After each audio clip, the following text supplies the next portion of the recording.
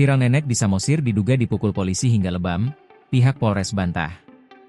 Beredar di media sosial sebuah video yang memperlihatkan seorang wanita lanjut usia, lansia, yang diduga dipukul oleh polisi hingga matanya lebam viral di media sosial. Peristiwa tersebut dilaporkan terjadi di Desa Nainggolan, Kabupaten Samosir, Sumatera Utara. Dalam video yang viral, tampak seorang nenek berteriak sambil menangis, berusaha masuk ke sebuah rumah yang dijaga oleh polisi. Video itu menjelaskan bahwa kejadian tersebut terjadi saat proses konstatering atau pencocokan objek sengketa dengan putusan pengadilan di rumah tersebut.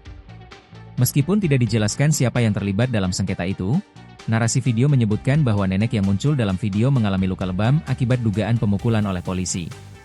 Dilansir dari Kompas.com, menanggapi video yang viral tersebut, Kasat Reskrim Polres Samosir, AKP Edward Sidauruk, membantah bahwa anggotanya terlibat dalam penganiayaan terhadap nenek berinisial RSB. Informasi tersebut tidak benar, ujar Edward dalam keterangan tertulisnya pada Selasa, 25 Februari 2025. Edward menjelaskan bahwa peristiwa yang dialami RSB telah dilaporkan ke pihaknya pada Kamis, 23 Januari 2025. Berdasarkan laporan RSB, orang yang menganiayanya adalah pria berinisial MP, bukan anggota kepolisian. Menurut Edward, peristiwa yang dialami RSB terjadi saat pelaksanaan konstatering yang dilaksanakan oleh Pengadilan Negeri Bali G di sebuah rumah. Dalam proses tersebut, MP berperan sebagai pemohon, sementara RSB adalah termohon.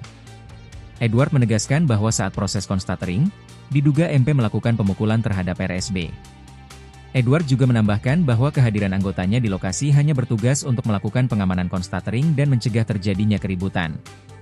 Ia memastikan bahwa dugaan penganiayaan terhadap RSB akan ditangani secara profesional. Download Tribun X sekarang, menghadirkan lokal menjadi Indonesia.